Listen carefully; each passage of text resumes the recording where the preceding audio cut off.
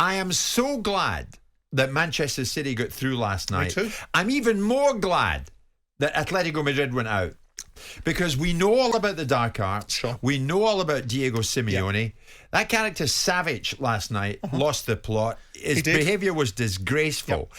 Are Atletico Madrid, Simon, I'm going to put it out there, are they now a stain on football? No, it's not fair. I mean, not fair. Why? No, I don't think that I don't think people's attitude towards the game, certainly from Atletico Madrid, was right. I don't think their fans' behaviour in previous games, that they almost got a stadium ban from a portion of the stadium from, is anything to be commended for. Well, that's right. I think the hostility of the atmosphere was always to be expected. I don't think Man City players should be running up and down touchline calling people names, starting with C and ending in T. I don't think that sort of thing should be going on either.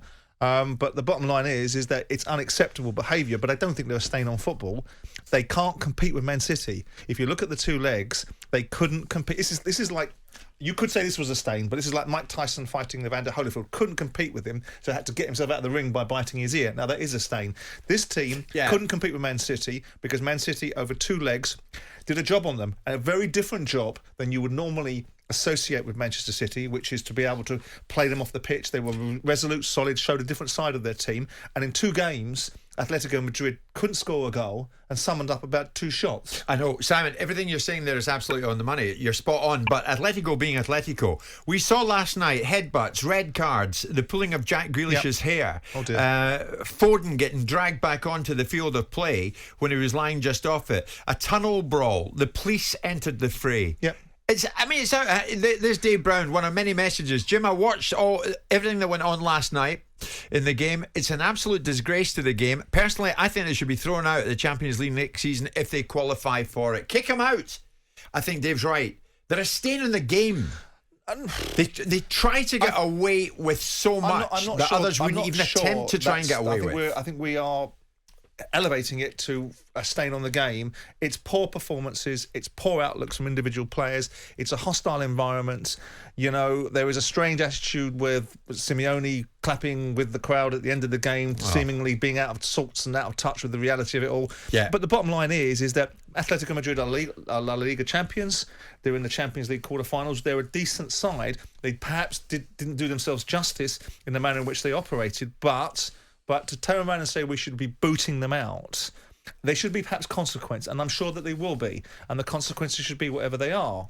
What should the consequences be, though, Simon? Well, that's for UEFA. No one should be taking this lightly. They've done this once too often. No, I'm sure that UEFA will deal with it. I'm sure that they will be looking at it and looking at how it brings their competition into disrepute through the eyes of the broadcasters and the media, and they will deal with Atletico Madrid.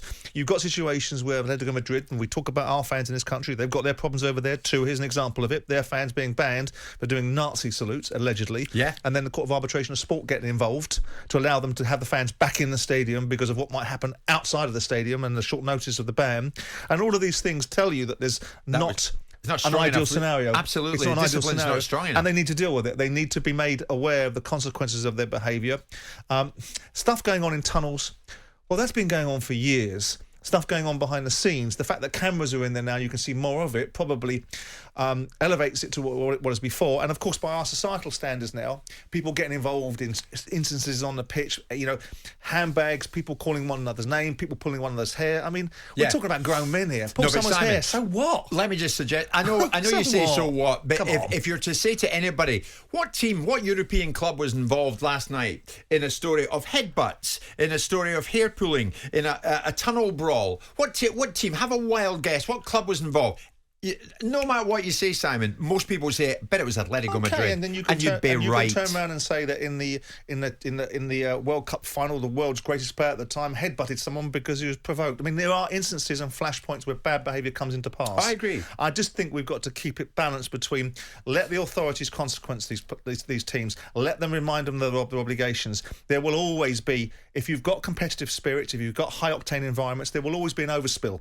We were talking about in tennis yesterday about Kyrgios going mad at an umpire because of the passions, emotions, determinations. Yeah. And I get this, but the Atletico Madrid are repeat offenders. Well, have we got instances of Atletico Madrid players fighting in tunnels? Last week, I took a flashback to when they played Celtic in the 70s at Celtic Park.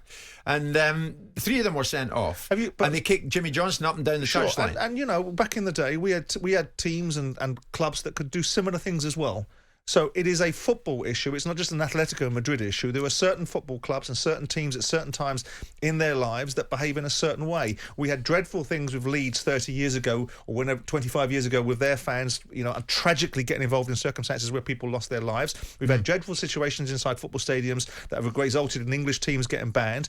And the thing that I always want to see is if we get consequenced, because we're quite happy to self-flagellate, I want to make sure that the bottle spins onto other people as well, because what's going on, we sit here talking about our fans and not being able to get tournaments and not being able to do this, and we've got this English disease, and I know you get cross when I compare and contrast. I know. But here is an example. It's not just happening in this country, and it's not just happening in France.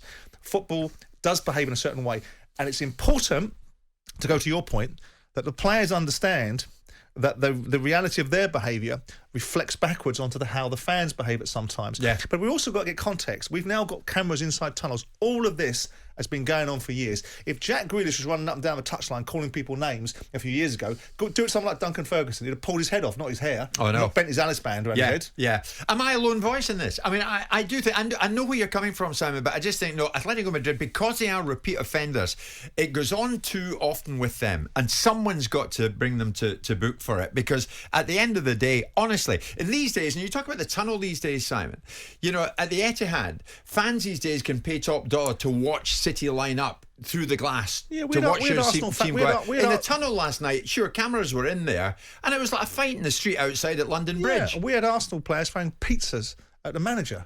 A few years ago. We've had this going on for ages. We had that was a one-off. Brighton played Crystal Palace in the playoff semi-final a few years ago. They defecated in the changing rooms, the players. Have a look about what goes on. It's not great, it's not ideal, but there are stuff that goes on behind the scenes. It's industrial language. We should all be speaking to one another politely in the real world, but in the football world, we don't. Players get pinned up against the wall, they get their minds concentrated, and by certain standards, people say, we can't have that, let's get health and safety involved. The bottom line is football's a competitive business. Sometimes it spills over, and I'm not overly concerned that the authorities need to deal with it and consequence it, but we don't need to turn it into more than it is. It's poor performance, poor behaviour, and they're out. That's the bigger thing. Well, that is a bigger thing, but I still think that they should throw the book at them. Does anybody agree with me that you've had enough of Atletico Madrid? I'd rather not see them next season in Europe. City against Real Madrid, Liverpool against Villarreal. Are we looking at Manchester City against Liverpool? Do you know what? We just might. We'll talk about Villarreal very shortly. Simon, I'm heading to the break, but I just want to throw this in. Just 5 English club winners of the Champions League this century, 3 in the last decade. Is that a sorry indictment for the Premier League, do you think? You judge things in 5-year cycles. Yeah. In this 5-year cycle, we will have had 7 teams potentially in the Champions League final. 70% of teams in the last 5 years will have been from the English Premier League. If we get 2 teams in this final this year, which we probably will be 7, one of them will win out, which will mean 3 out of the last 5 finals have been won by English teams.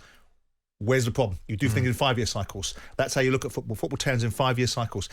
We can't turn around and say it's a poor indictment of the Premier League. We're dominating Europe. 5, though? 5 winners in the Champions League this century? This century, 3 in the last decade? Fine, go past that and look at the last 5-year cycle. Look what's happening now. There's no German sides winning in the last... there's one won it, but the Spanish sides are not dominating it. We've now had 7... When this final is made up this year, which will no doubt probably be Liverpool, Man City, we will have had 7 of the 10 teams in the Champions League final in the last half a decade. Yeah. We'll have 3 of the last 5 winners. All right. Now tell me about that. That's the here and now. Do you think we're looking at City Liverpool in the final?